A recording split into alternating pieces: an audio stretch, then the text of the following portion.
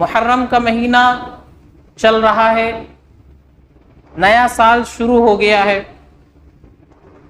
اسلامی سال کی ابتدا رسول اللہ صلی اللہ علیہ وسلم کے مکہ سے مدینہ ہجرت کرنے پر ہوئی۔ نبی کے زمانے میں یہ ہجری تاریخ نہیں تھی۔ اس وقت لوگ مختلف واقعات اور مختلف حادثات کو سامنے رکھ کر یاد رکھتے تھے، تاریخ کو، دنوں کو یاد رکھتے تھے۔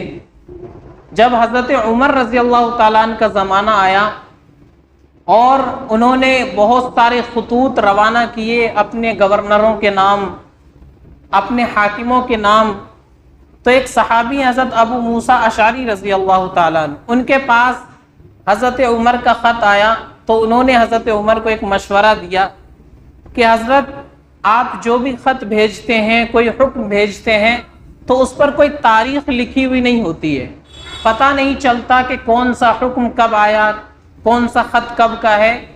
تو اگر کوئی ایک تاریخ متعین ہو جائے تو بہتر رہے گا۔ اس پر حضرت عمر رضی اللہ تعالیٰ عنہ نے صحابہ کرام کی میٹنگ بلائی، صحابہ جمع ہوئے، حضرت عمر نے مشورہ مانگا کہ بتاؤ کون سی تاریخ کا تعین کیا جائے۔ کسی نے کہا کہ جب اللہ کے نبی صلی اللہ علیہ وسلم پیدا ہوئے اس وقت سے تاریخ رکھی جائے۔ اس کو آپ نے رد کر دیا۔ کسی نے کہا کہ جب آپ صلی اللہ علیہ وسلم کو نبی بنایا گیا اس وقت سے تاریخ رکھی جائے۔ یہ رائے بھی رد ہو گئی۔ آخر میں فیصلہ یہ ہوا کہ جب نبی پاک صلی اللہ علیہ وسلم نے مکہ سے مدینہ ہجرت کی ہے اس وقت سے ہماری تاریخ شروع ہوگی۔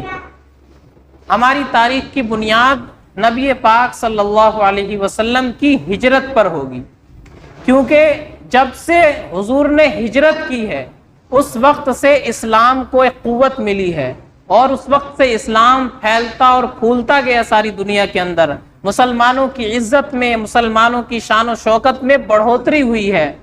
تو ہجرت سے مسلمانوں کا مقام اور مرتبہ بڑھا ہے، اسلام کی شان و شوکت دنیا کے اندر بڑھی ہے، اسلام کو ترقی ہوئی ہے، لہٰذا ہماری تاریخ اور ہمارے کیلنڈر کی بنیاد وہ ہجرت کا واقعہ ہوگا۔ چنانچہ جب نبی پاک صلی اللہ علیہ وسلم نے ہجرت کی اس وقت سے لے کر کے تاریخ کا تعین ہو گیا۔ تو اب 1445 ہجری چل رہا ہے، یعنی نبی پاک صلی اللہ علیہ وسلم کو مکہ سے ہجرت کیے ہوئے 1445 سال گزر گئے، 1445واں سال چل رہا ہے۔ تو یہ ہماری تاریخ ہے اور اس کے پیچھے کا پس منظر یہ ہے۔ افسوس اس بات پر ہے کہ مسلمانوں کو اپنی تاریخ کا پتہ نہیں ہوتا۔ کتنے ہمارے مسلمان بھائی ایسے ہیں جن کو اپنے یہ اسلامی کیلنڈر کے جو مہینے ان کے نام معلوم نہیں ہیں، صرف 2-4 مہینوں کو جانتے ہوں گے۔ رمضان کا مہینہ سب کو معلوم ہے، رمضان بھی کوئی مہینہ ہوتا ہے، ایک محرم کا معلوم ہوگا اور ایک ربیع الاول کا معلوم ہوگا۔ اس کے علاوہ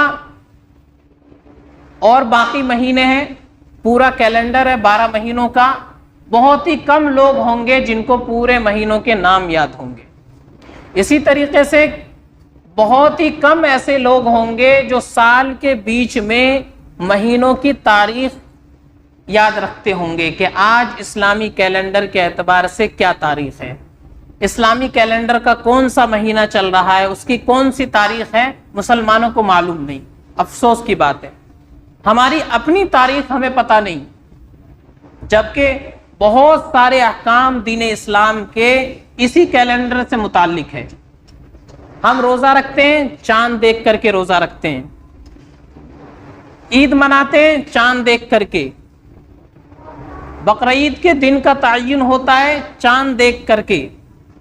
اسی طریقے سے زکوٰۃ ادا کرنی ہے، اس میں بھی چاند کی تاریخ کا اعتبار ہوگا۔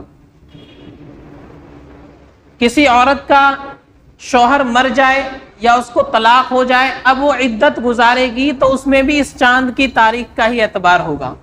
قربانی کرتے ہیں، اس میں ہمیں جانور کی عمر دیکھنی ہے تو اس میں بھی چاند کی تاریخ کے اعتبار سے اس کی عمر دیکھی جائے گی۔ اگر چاند کی تاریخ کے اعتبار سے وہ جانور اتنے سال کا ہو جاتا ہے جتنا شریعت میں اس کی شرط ہے، تب اس جانور کی قربانی ہو جائے گی، اور چاند کی تاریخ کے اعتبار سے وہ کم ہے تو اس کی قربانی نہیں ہوگی۔ تو ہمارے بہت سارے احکام ایسے ہیں کہ جن کا تعلق اس اسلامی کیلنڈر سے ہے، لیکن ہمیں اس کی تاریخ اور اس کے مہینے کا معلوم نہیں ہوتا۔ تو ہمیں جس طرح انگریزی تاریخ اور مہینے معلوم ہوتے ہیں، جنوری فروری ہمیں معلوم ہے، اس کی تاریخ یاد ہوتی ہے، اسی طریقے سے اپنے اس اسلامی کیلنڈر کو بھی ہمیں یاد کرنا چاہیے، اور ہمیں معلوم ہونا چاہیے آج اسلامی تاریخ اور ہجری تاریخ اور قمری تاریخ، چاند کی تاریخ کیا ہے، یہ ہمیں پتہ ہونا چاہیے۔ ہمارے معاملات جہاں ہم انگریزی تاریخ لکھیں اس میں یہ تاریخ بھی درج کریں، اور یہ تاریخ لکھیں گے، اس تاریخ کے مطابق اپنے معاملات کریں گے، شادی بیاہ کی تاریخ بٹھائیں گے، تو اللہ کی ذات سے امید ہے اس کام کے اندر برکت ہوگی، کیونکہ یہ ایک سنت عمل ہوگا۔ نبی پاک صلی اللہ علیہ وسلم نے فرمایا علیکم بسنتی وسنت الخلفاء الراشدین المہدیین، کہ تمہارے ذمے میری سنت پر عمل کرنا بھی ضروری ہے، اور میرے جو خلفاء راشدین ہیں جن کو اللہ کی طرف سے ہدایت دی گئی ہے، ان کی سنت پر عمل کرنا بھی ضروری ہے۔ اور یہ تاریخ کس نے شروع کی؟ حضرت عمر رضی اللہ تعالیٰ عنہ نے، جو مسلمانوں کے دوسرے خلیفہ ہیں، خلفائے راشدین میں سے، تو ان کی اس سنت پر ہم عمل کریں گے، اس تاریخ کے اعتبار سے اپنی شادی بیاہ کی تاریخ متعین کریں گے، اور اپنے کاروبار کے معاملات میں جہاں ہم انگریزی تاریخ لکھتے ہیں یہ تاریخ بھی لکھیں گے تو اس کام کے اندر برکت ہوگی، اور ایک سنت پر عمل کرنے کا ہمیں ثواب ملے گا۔ تو ہمیں انگریزی تاریخ کے ساتھ ساتھ اپنی اس اسلامی اور ہجری تاریخ کو بھی یاد رکھنا چاہیے۔